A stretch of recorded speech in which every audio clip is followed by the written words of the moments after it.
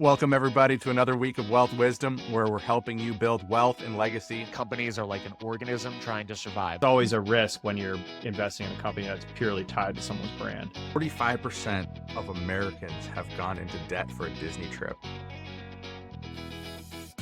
All right, everybody, welcome back to the Wealth Wisdom Show. I'm Justin Obie, and with me, Bill Ryan, principal co-founder of Foxhill Wealth Management. Today, we're really excited for this episode and future episodes to come because we've decided to start bringing more awesome guests onto the show to share their stories with you. Today, we're thrilled to introduce our guest today, Shari Flight, who is co-founder of Ember Holistic Care. Shari, together with her co-founder, Katie Fournier, started Ember Holistic Care to help individuals living with dementia in their homes and in elder care communities. And specifically, if I got my research, I really want to make sure families have the resources they need when a family member is diagnosed with dementia.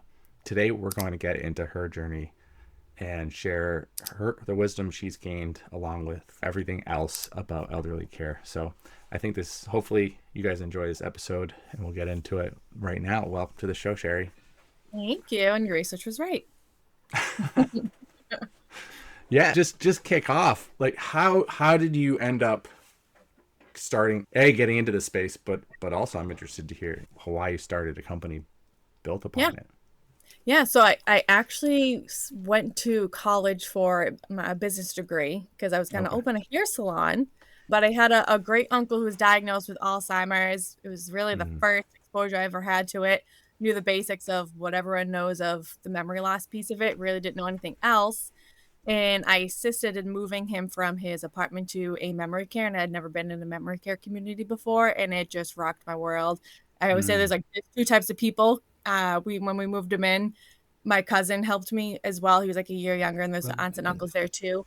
And my cousin was horrified, hiding behind the door, didn't know how to respond to any of the people living with dementia. And then there was me who was like, I just got fully ingrained in it. And I was like, this is fascinating. This is so much more than just that memory impairment.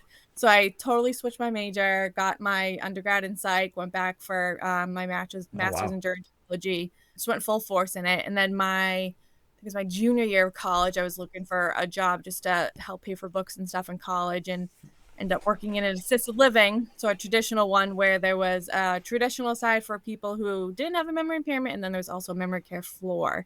And I would occasionally go downstairs to that memory care floor and kind of help out, and I really got very interested in it. And when a position opened up, I switched down there, grew within that company, and it's been like 13 years that I was in the assisted living world before I shifted and switched over to what I'm doing now.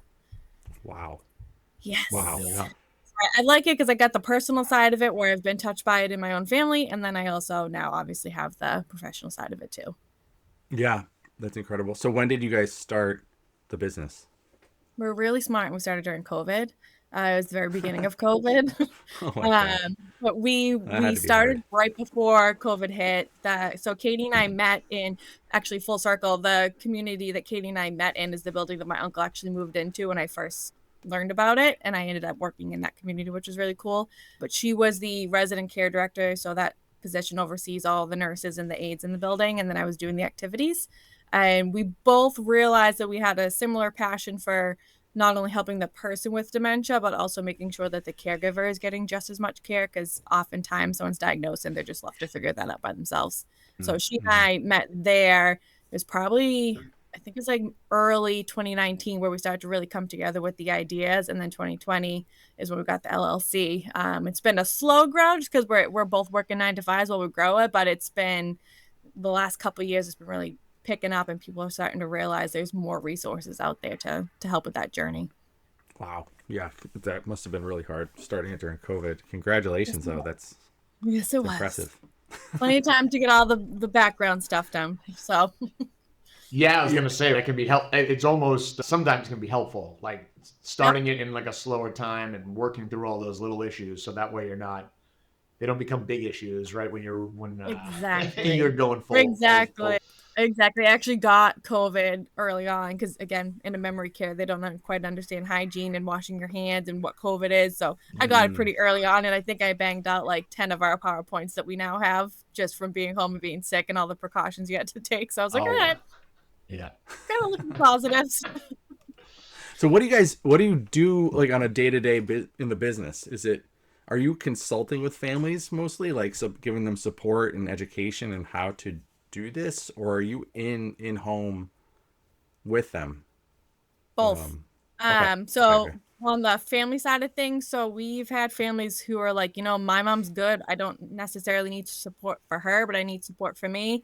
I Yeah. don't know how to respond to her when she does this. How do I redirect her for this? How do I start planning in the event that she needs to move to a community? So we kind of help with the family and education. We do a lot of like mediating for families because there's always families who one thinks mom needs this, one's like, no, she's fine. She doesn't need any help. So we do a lot of assistance there for the person with dementia. So we can do visits to the home. We can do education for family on like approach, because approach is everything for someone with dementia, on how to properly approach, how to properly assist based on where they're at.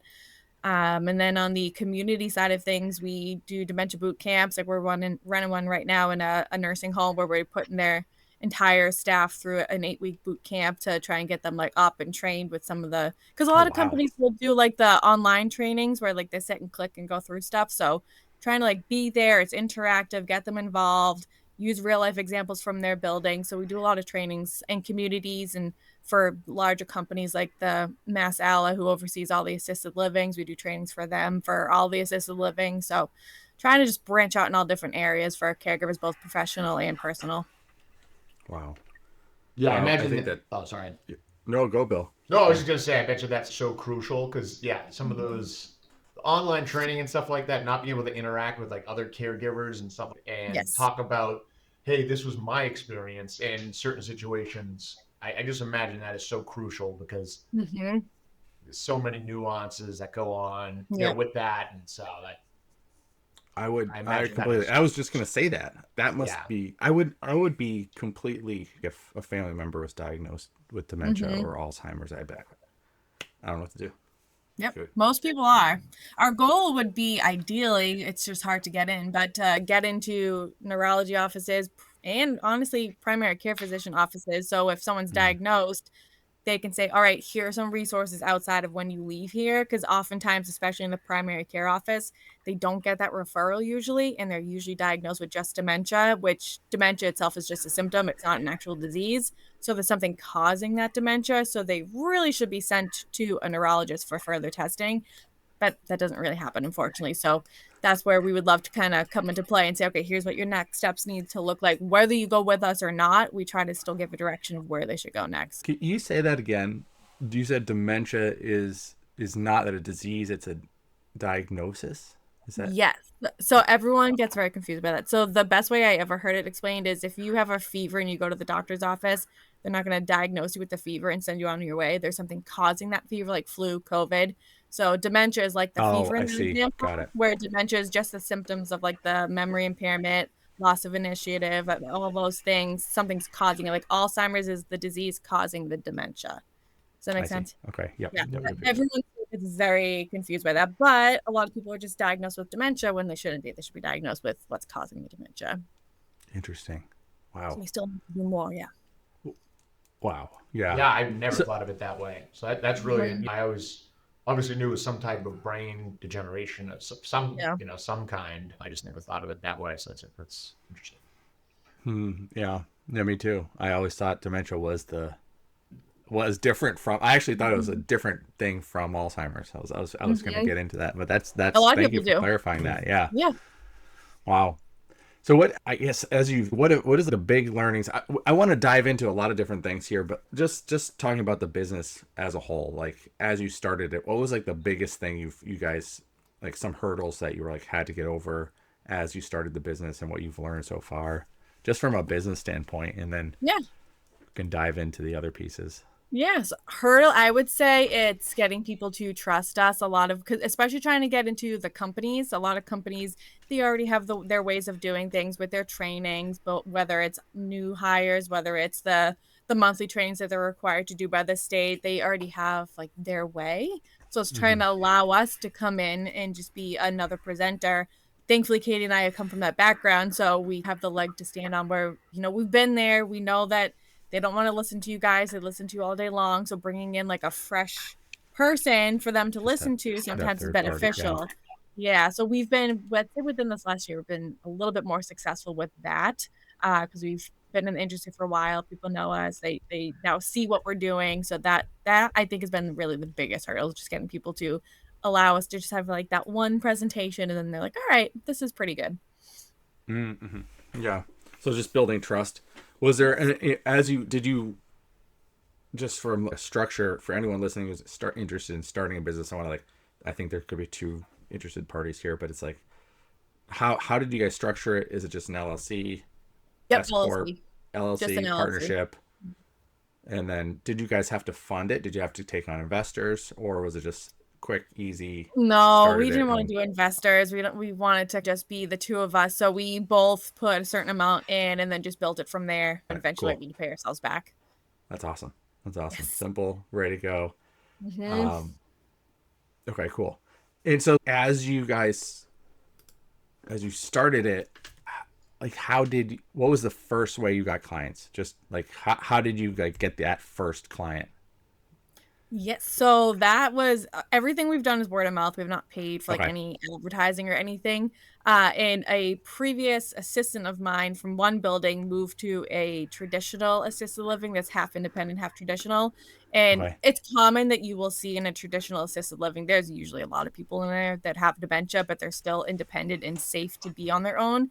And there's a woman in her building who was struggling, and she gave our name to the family. So that was the first one that we ever got. And Kate and I were so excited because I got the phone call and I called. I was like, we have our first client. It's a real one. We were so pumped. And then we ended up getting a couple more in that building. And since then, every single one that we've gotten thus far is still just word of mouth, which obviously is the best way to get a referral. Yeah.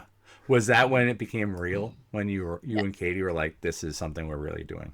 Yes, because that daughter, the woman that her mother has since passed, but that daughter in particular, she was so grateful because she didn't have any siblings. She was in it by herself. She had no other support system aside from her husband. So, and she knew nothing about dementia. This is the first time that someone she knew had ever been diagnosed with it. So, and she and her mother had a very rocky relationship. So she was also coming to terms with the fact of like, I need to step up and put all that to the past. So we were able to assist with a lot of that too. Wow. That's great. That's great.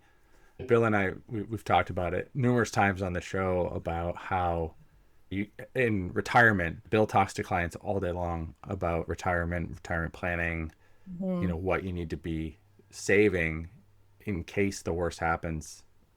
And we touched upon a pre-show, is saving money for in-home care and other things. Is that part of your service as well? Do you guys work with clients? Do you ever touch on that as well, or no? Yeah, so Katie is an LPN, so when she does her visits, if that type of assistance is needed, she'll assist with that. But if somebody needs some more assistance and the family needs more of that home care support, we have companies that we refer to. But it's expensive. It adds up because there are some companies that do accept insurances. There are some companies that have the veteran benefit insurance that they can assist with too. But for the most part, a lot of them are out of pocket private pay. They're like $30 more an hour. A lot of them have minimums as well. So you have to have at least like 4 or 5 hours of a visit per day. So it definitely adds up. I think a lot of people don't realize that you have to truly plan for stuff like that too. And some companies will accept long-term care insurance too, which people don't realize. That's really good to know. Mm-hmm. Bill, do you, I'm sure this is something that's so familiar with you for your clients. Is it anything, I guess, when you're talking to them, do people have these concerns?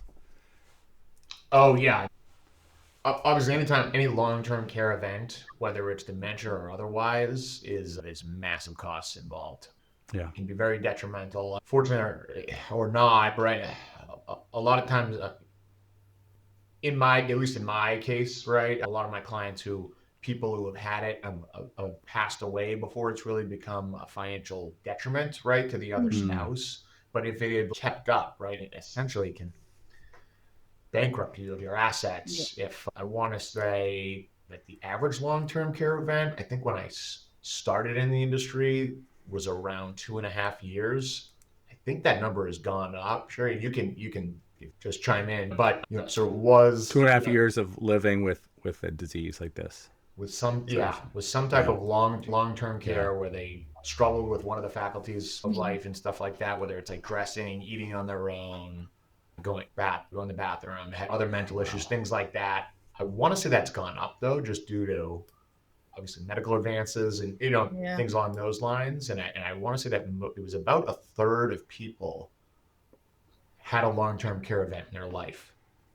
So that was A third.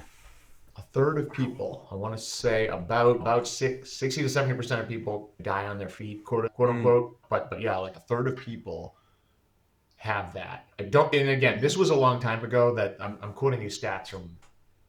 I'm talking about. Yeah, Sherry, does this check out like 15, 20 years ago? But Yeah, I would definitely say it's longer. There's a woman in Katie and I's community. I think Katie left that community before me. I want to say it was 2016 when I left. And I was just in a nursing home the other day, and she is now in that nursing home. So that's almost 10 years later. yeah, That this woman with dementia, she's very progressed, but she's still here, and there's still obviously, I'm sure if I had to guess, she probably has Medicaid now, but that's a conversation I always have with families of like, you want to plan. So if they live longer than you financially planned, that you still have some type of plan in place, like get the application in for Medicaid when you feel like your money's starting to dwindle away. Like a lot of people don't really plan for that. And we're seeing diagnosis a lot younger now. So you have people who are fresh out of retirement who are now starting to show signs and symptoms. And now they're already having to tap into some of the money that they've saved on top of now their spouses. Now what's going to happen with the spouse with their finances, because now you're using it all for in-home care, moving them somewhere, whatever that may be. So it's a lot of different factors, unfortunately, that you have to think about. How young are you seeing people start with this now? The youngest I've ever had she was in her 50s. Oh my gosh. Another gentleman, he toured actually for himself. He got diagnosed because he recognized within himself that he was getting lost while driving and going for walks and not knowing how to get back. And he was touring for himself to plan for future. But yeah, that woman, I want to say she was 59, I think. But we're 60s, I'd say, was like the sweet spot where you're really seeing a lot of people start to move into communities. My goodness. Yeah, I think that when we're talking about people living longer, right? Their bodies are healthier. Yep. At a younger age. Right? When you get dementia in your late 80s or 90s, the body itself, that's probably why they don't typically survive as long with it. Yeah. Right? Whereas someone who's younger, everything else is probably in pretty good shape. And then they have probably a much longer lifespan with it. And again, with that comes those excessive costs. So that's the thing. And then talking to clients, you can plan for, I think within a memory care unit, you're talking what, $20,000 a month sometimes, maybe more. Yeah, that's expensive. If you have usually like a shared companion room, the lowest I think I've seen is maybe like 10,000, but it goes up pretty high. It depends on like the town, the area, the room size. There's a lot of different factors that go into it, and every company is different. Some company it's an a la carte pricing, whereas you progress with your dementia, if you need additional assistance, they're gonna tack on some more money. Some of it's all inclusive. Some of them have tiered programs, so once you start to need more care, then you get moved up to the next tier, which is more money. So it's got to plan for what that end stage looks like. And that's something that Katie and I really assist our clients with too, is if they're starting to tour, we will either go with them or we provide them with a sheet of questions to ask the facility that they're touring with of can you take care of me when I get to this point in my dementia? Because not all companies do that either. So if they can't do that, then what's that going to look like pricing wise if we need to now also bring in home care on top of being able to live here too? Wow. Yeah. So if just like hypothetically, right, I have let's say parent, right, who's starting to experience some symptoms of dementia, don't really know where to go, don't know we need to do something, maybe talk to their doctors, things like that. We come to you, right, and we say, what like specifically, how do you said like you go tour. When you say touring, I'm assuming, right, touring these medical facilities, things along those lines. And what other like services, kind of like get real granular with like what you're going to do for someone like myself, if say my parents or something like that, we're going through that. What kind of, can you take us kind of step by step? Yeah. So we start every relationship with a complimentary phone call. It's 45 minutes to an hour. And that allows us to ask all of the questions that we need to know of like, what's the current situation? What does care look like for them? What type of assistance do they need?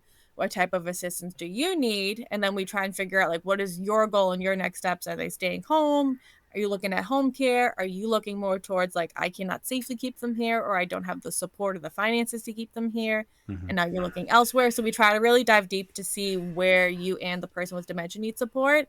And then after that, Katie and I kind of put our heads together. We usually send a follow-up email, and we always say like, we know we're not a one size fits all, whether it's financial reasons or we just didn't match, whatever the reason may be. We want everyone to be sent on their way with something. So we will send them a lengthy email of, here's where you go in the direction of not utilizing us. We highly suggest doing XYZ for your next steps. And then if you do want to move forward with us, we've attached our packages that we feel may be the best option for where you're at right now. And then we can talk deeper about that so you can understand how we could be a benefit.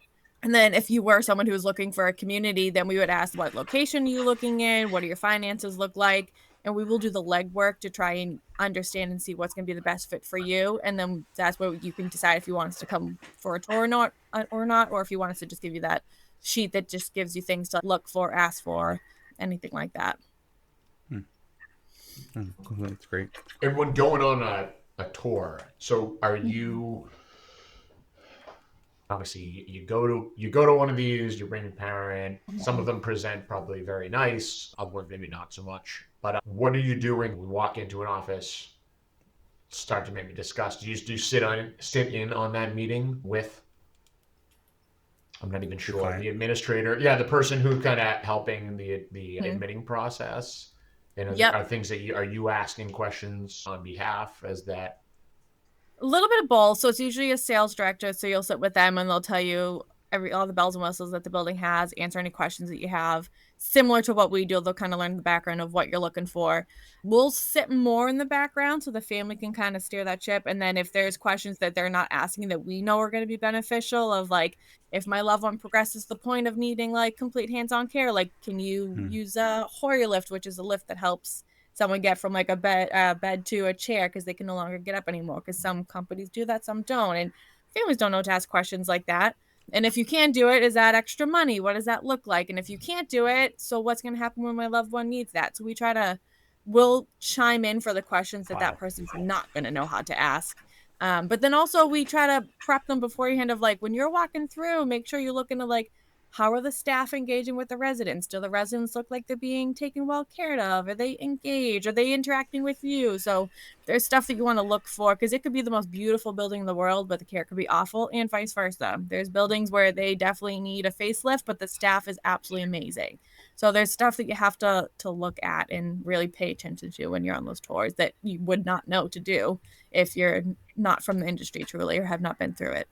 I was just going to say, I would have no clue to ask any of those questions. You just gave us examples, and I'm sure there's a huge list behind those questions. Exactly. Exactly. I would probably just go with the college campus tour. I'm like, oh, this is pretty. Let's go here. And I'm not even consider the other things. And I honestly, I can't. So I used to do the marketing side of it too. I can't tell you how many families chose a room based on the view outside the window or how big the room was. And I would always be like, I can guarantee you, I was like, we treat it like a cruise ship where you are never in your room. You're always out being engaged. Or you want to look at like, how was your loved one with walking? If it takes them a long time to get from A to B, you don't want them at the end of the hallway when all the activity rooms and the dining room is down that side of the hallway. You want them in a room that's closer to the dining room. So we try to tell families like, yes, we want the room to be comforting to them, but they're not going to focus on what that view is outside the window as much as you may. Wow. Yeah. What is I know there's so many other questions we can ask, but are there things like I'm thinking, I don't know, Bill, if you're thinking this, like immediately I'm like, okay, how do I prevent dementia? Are there, and we talked about this on previous shows, is like health is wealth, another form of wealth. And, do you guys ever get into that? Is there like a preventative, or just, do you know it? Is it a lot of puzzles and stuff, or? Actually, yes. So Katie and I, a huge thing that we try to do is we focus on that more holistic approach first. So before Okay. having to turn to medications and be like, oh, she's having agitation, let's give her a medication for it. Katie is a Reiki master. I don't know if you're familiar with Reiki, but it's like energy Mm-hmm. healing. It Yeah. means Yeah. so Very much familiar. benefit for someone with dementia. So trying to just Wow. make sure you're staying physically and cognitively intact, exercising as much as you can, doing like brain games, reading. There's actually studies behind, if you learn, and this is anyone, if you learn one new thing a month, you can actually build new neurons in the brain, and that can improve memory. So if you're someone who's never done woodwork and now you're doing woodwork, like you are actually building new neurons. And the people that Mm. had dementia within that particular study, they actually had improved cognition. So stuff like that. And then diet is huge. So making sure Mediterranean diet in particular has been proven to show heart health and brain health. So that's in particular improved cognition and memory. Okay. Just taking care of yourself. If you have other things going on like diabetes, high blood pressure, taking care of stuff like that. Because if you're not taking care of it, you can actually have a temporary dementia where if you, let's say, have diabetes, you're not taking your insulin, you can actually start to have Oh, dementia really? symptoms. But Wow. if you start taking it properly, those dementia symptoms will be reversed. So there's stuff like that you Hmm. can do.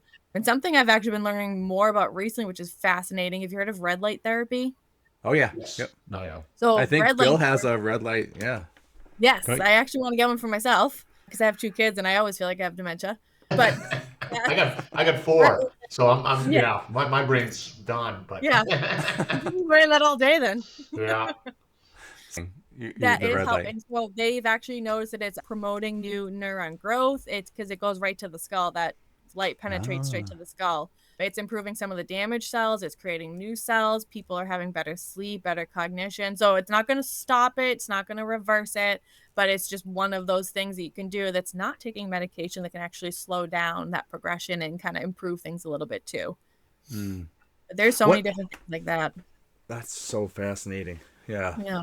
I mean, you cover the whole gambit of preventative and then Hmm. while during.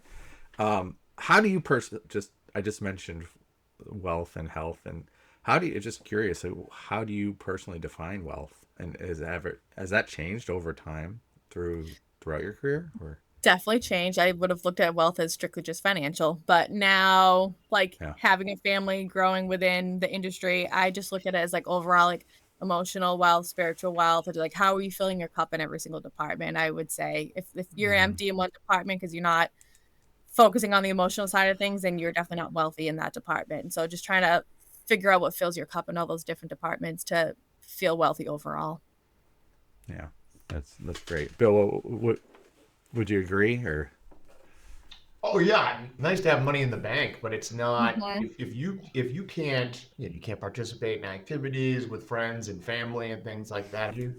What good is it? It's you know what Mhm. I mean. You're broke. Those like I said, wealth is like certainly one thing. It's nice to have it. It does reduce some stress and things like that in certain parts of your Financial life. wealth. Yeah, yeah. Yeah. Financial wealth is it definitely has some pluses, but yeah, if you're not touching on those other areas, it doesn't what's good with being rich and being miserable. There's nothing nothing. That's why Yeah. a lot of times too, I have clients have money come in, I sit down with them, and they're spending money, and I'm almost done. Why aren't you doing more stuff? Why aren't you Yes. doing more things? If you're sitting at home all day and you have millions in your investment account and you're in your 60s, 70s, and your burn rate won't even come close. You're not going to live for 50, 60 years, right? So Mhm. if you have a burn rate that's what you're spending it based on, it's a waste. You should Yeah. be doing something. Yeah, I agree. I think too, especially now seeing younger people come to tour, like fresh out of retirement, like I said, now even seeing that like firsthand, and some of these people that I was touring, it's like my parents' age, so I'm touring people that are my age. So that opened my eyes of, you know what, when you retire, like don't just sit home and do some projects at home, like travel, do things you've always wanted to do that you couldn't do because you were working. And I have an aunt and uncle, they both recently retired within the last few years, and they're going to Ireland, they're going to Alaska on a cruise, like they're all over the place. And that's where I feel like it's beneficial of like, don't be stupid with your money. Make sure you still have some money in the bank for if you do have some medical issues or anything like that down the line, but also don't work your entire life to not do anything with that money too. Try and enjoy it as much as you can. Oh yeah, one thing I thought that was really interesting too when you learning a new skill. So Yes. getting a hobby. Mm-hmm. You hear a lot of people getting bored in retirement. Mhm. And it's pick up a new hobby. It not only gives you maybe some enjoyment, you start to have something that you look forward to doing, but also, right, you're improving your brain health, right? And, Mhm. and it's going to make you have a longer lasting retirement too. So Yeah, that's a cool exactly. thing. I would say there's like 1,000 things I would love to get into, but I just don't have the time, right? Because Mhm. working, kids, don't want to spread myself too thin, right? In my kind of peak earning years and stuff like that. But Mhm. there's a lot of hobbies I would love to get into, and that's good to know that there's a good incentive there, right? Because it's I actually, when you just said I don't have the time, I just heard, I forget which podcast it was, but somebody was talking about how we all make the excuse of not having time. But if we looked at our phone at the time that we spent on social media or just on our phone in general, a little we scary. have the time. We have the time. But it's just Yes, making that time and delegating that time properly. that's so true, Sherry. That's an astounding number. You look at your screen time, and Huh? it's. I would argue though, it's not time. At least for me, it's not time that I'm not sitting for hours. You know, Scrolling. scrolling. It's the in between moments of you have 2 minutes, and Yep. that just adds up. So if you get rid of all that time, and you batch more of your time, like so that you batch things and put them in buckets of big blocks of work, Mm-hmm. you have free up a ton of time that you can utilize for those other things, Absolutely. hobbies. I think Mel Robbins, I just saw her say, and I think she's great, but she talked about put the phone down. The average person is now on their phone for 20 years of their life, Yeah, I believe it. which is I that's believe it. insane, right? Like, when's the last time you saw like your kids do something or you saw a nice sunset and you quickly had to get your phone out to record or take a picture instead of just enjoying the moment? Like, I feel like no one does it. Yeah, just put the phone down. Yeah. Mhm. There was another artist I just saw, ironically, it was on Instagram, but I saw it and they took photos. We're getting off topic, but they took photos of people just sitting around together, but all they're on their phones. Yes, that's my pet peeve. I hate that. At restaurants, I hate that. Yeah, I guess that's a good public service announcement. Yeah, get off the phone. Try to get off the phone. That's so true. Do tennis, do like racket sports specifically help with the mind? I don't know why. I don't know the science behind that, but Okay. it's exercise, so I would say yes. Especially if it's something like if you've never played pickleball and you want to go take up pickleball, like you're getting exercise and you're now's your learning something chance. new. Double whammy. Speaking of being on your phone too much, Justin's social media. You've been hearing that a lot on social media. Is that where you got that from, Justin? Saying how racket sports are really No, good racket for- sports. No, that was in. You'd normally be right, but that was on a documentary on Netflix. I think talking about blue zones, and I think they touched upon racket sports as a I way would believe to that, like the hand-eye coordination and whatnot. There's the so much that goes agility into behind it. No, Mhm. but no, I'm personally struggling. The phone is just it's an addiction. I'll admit I it. think we and all it's- are at this point in the game. Yeah, Like it's you could be terrible. sitting at your desk work and then you tap your phone for no reason. There's no notification. It's just a habit. Oh yeah, It's not good. It's designed. There's a reason why they sell I don't know how many millions of them, and there's Exactly. think about the revenue that's coming off that phone, right? It's Oh, I could dive deep into that. You should watch The Social Dilemma on Netflix. That rocked my whole world. I think I saw that. Were there like ex-Facebook people in there? I Is that the think one? so, but they essentially talk about how your phone figures out your algorithm, and if you haven't picked your phone up in a long time, Oh an yeah, app that it I knows saw that you that. like will pop up and say like, "Haven't heard from you." yeah. They know what Mhm. they're doing. They know what they're doing. Oh yeah, they know they've designed it to be completely addictive. Do you think starting your own business, would you consider that a risk, or what's the biggest risk you've taken in your career today? Just I to would definitely get us say, back yeah. into it. It was definitely a risk. A risk because I started it before getting married, before kids, so I obviously had much more time then, knowing that that's what my near future was going to be, and that I would have less time. So I would say it was a risk in that sense, just because it obviously consumes a lot of my time, but it's a risk I was willing to take, and I'm happy I took it. It's awesome. Have you ever second guessed that? You're like, We have moments. I think every business has moments where it's slow and it's like, Yeah. all right, this is awful. So there's moments where like, should we still keep doing that? Should we still keep pushing for it? But then you get the family who's everyone needs to know about you, or I don't know how we would have done this without you. And we're like, all right, we're doing something here. Let's keep going. That I want to highlight that. I think that's really important in anyone listening who is thinking about starting a business. I think you got to start it for the right reasons. It can't be, Yes. Don't do it I want to just make a lot of money. That those moments will break you if you don't have that passion. Like what you just said, a family will write you and say, thank you so much, or I couldn't have done this without you. That's what it's about for you, it sounds. And same with your co-founder, Katie. 100%. I think nowadays we all look for that instant gratification. And when it comes to starting a business, there's the rare case where you blow up overnight, but it's usually a slow grow, and you just have to be patient and just trust that journey. It's always a slow grow. I would say it's always. Bill, what would you say? Would you think is the overnight success a real thing? Does that exist for anybody? For TikTokers, maybe. Yeah, I don't know. Maybe for the fake social media world. I never experienced it. I don't think it exists. Yeah, it's tough. I've mentioned it a bunch of times, right, on this podcast, just saying how most people who are very successful, they go back and they had a decade of just working as hard as they possibly could, and spending so much time, and then people look at them now and you say, "The person's got the life. Look at look how successful they are." And I think even probably my favorite quote is Jensen Huang, who's the CEO of NVIDIA. People ask him, they say, "Hey, would you start this company again, given the opportunity?" And he goes, "No." You know how hard I had to work to get to here? He goes, "I would never do that again." Looking back, he's like, "It's not worth it, but I'm here now, so it's fine." But he goes, "No, I wouldn't even." This guy is a multi-billionaire. Probably it's the biggest company in the world right now. Anyway, and when asked that question, he goes, "Absolutely not. I would not do it again. I had to work so hard in order to get here that I don't. Knowing what I know, I would have done something else, and I would have been perfectly happy because, someone like that obviously would have been successful at whatever he did."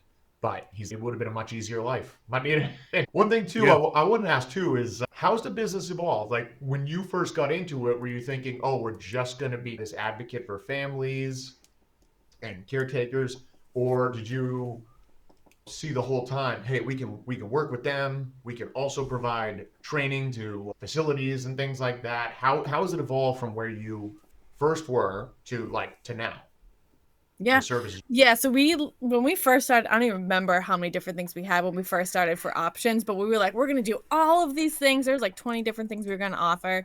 And then like nobody was touching a whole bunch of them. So we're like, okay, let's get rid of those. And then for the education piece, we were always both very interested in the educational piece because we saw the benefit of, we had both worked for companies where they invested a lot of time and effort into that in-person education versus companies where, like I said, it's like you're just clicking on a screen to get through a slide. So that piece in particular evolved. We have like 30 plus presentations now, all related to different things around dementia because we see the need for it. We're in buildings. We see that some staff, they just don't have the proper training and education that they need to succeed to better help the person with dementia. So I think that piece in itself has evolved the most. And then just the way our packages work, we had different things within our packages. We have 3 different package options of for visits and phone call follow-ups with families, and just those have evolved because there's stuff that we had that we were going to offer in packages that families just weren't utilizing that we took out, or stuff that we were doing more of that we added in. So it's forever changing, but definitely we feel like we have our niche now. Yeah, that's what I mean. I always laugh. I think when I first got into the business, I thought that I was going to offer, I could be this huge umbrella of financial services. And over time, I just realized I kind of cut things down, really specialize in a few things. And that's been really helpful. And then other stuff I never thought I'd really be doing. I'm doing more of. So it's interesting always how you kind of go in, right, with all these ideas, and the clients end up almost telling you what you're going to be doing. I just thought that was cool. You got to listen to your audience. Oh, yeah. I think that's great, like you said, especially with the staff and things like that. My grandmother had some type of dementia. She was in a long-term facility, I want to say for about 5.5 years. Towards the end of her life, maybe from, I think she passed away when she was 98. So from those last 93 to 98, 92, 98 is where she experienced that. Mhm. Yeah, the staff, right? You're like you said, you're dealing with people who sometimes they might not have a lot of education in the area or anything like that, right? It's a job for them. They come in. Other people might be very educated, so you're dealing with I feel like a wide array of providers, Yep. and a lot of them do. We found that very much cared a lot. A number of them actually came to my grandmother's funeral and stuff like that, which was really touching. Mhm. I didn't have my mother would go every day to the facility and things like that after work. I would go much less frequent. It was my early 20s and stuff like that. But it was, yeah, just seeing, like you said, just I think that's like a really good, I think that's a really good touch, like having that staff training, things like that, because Mhm. someone who comes in maybe doesn't have as much experience. And like you said, you're approaching someone with dementia in a different way, right? Yep. There's different ways you should be doing it. I bet you that's a um, huge educational training, things along those lines for the staff to just get a better feel. I don't see how you get from a computer, you just can't get that type of You information. can't. Oftentimes you Yeah. could just click through it while you're in the middle of doing something else. You're not even fully paying attention. And we try to add real life examples too. And you can always see people like, oh my God, I've had a similar scenario with a resident or a patient. So bringing those examples in of things that can actually pertain to what we're talking about is always helpful too. Mm. Oh, I'm sure. Yeah. And I think that's just as a whole business trend. They do say that when like seminars, workshops, meeting of the mind, so to speak, Mm-hmm. where there's a lot of work and stuff like that that's going out to more remote and things like that. Those things are actually doing better than ever. Yep. In general. So that in-person education, things along those Mhm. lines, whatever you want to group that all into, that stuff's really doing very well. Whether an industry seems to be getting eaten by AI or anything like that, Yep. still those things are doing great. So I Yep. think it goes to show that human connection is so So important. powerful. Yeah. It is. So important. All right, we're wrapping up here. Let's jump into our rapid fire round, Shari. If you want to skip, you can skip. Totally fine. But 3 questions, quick answers, just fun way to end the show. What's one habit you do every single day that contributes to your success? I try to exercise every single day as much as I can, even if that's just Okay, going for a walk with the dog after work. Try to do something. get it in. Okay, cool. What's the one book you've recommended others read the most? In relation to dementia No, or just in general? it can be both. However you want to answer the question. Oh gosh. Okay. Well, there's this one book that I always love. Oh my God, I have a couple. There's one book that I love from Mr. type of book. It's called Find Her. It's Boston based, not a true story, about a girl who got kidnapped, and it's her entire story about how she got kidnapped and how she got away. It's Oh fascinating. my gosh. Yes. Okay. All right. So last question: if you could have dinner with any historical figure, who would it be? That's a tough one. Yeah. I don't know, honestly. I don't know who I want to have dinner with. If I could do a celebrity, I would go with Frank Sinatra. Oh, that's a good one. Yeah, Okay. fascinating. Because I've already thought about that, obviously. That's why I knew that answer. I love it. I love it. Summer Wind was our wedding song. So Okay. Aw. so big Sinatra fan. All Although, right, what do they clip say? that. You never want to meet your heroes too at the same time. You have this pedestal that you think of them on, and then in real life there might be something different. So I think it's a funny question, that dinner question. Because you hear that a lot. Yeah. This is Shari. This has been awesome. Thank you so much. I Thank know you. Bill and I enjoyed it. And for our listeners who want to connect with you or learn more about Ember Holistic Care, where can they find you? Best way to reach out. Yeah. So our website is emberholistic.com. We have a Okay. contact us section on there, and that goes right to our emails. Both of our cell phones and emails are on the website as well. And we're on all social media platforms as well, just under Ember Holistic Care LLC. Boom. All right. We'll put it in the show notes. Thank Thank you so much for taking the time to join us today. This was great. Of course. Thank you. Yeah, thank you so much. All right. And to our listeners, we will see you next time. All right. All right. Be good, everybody.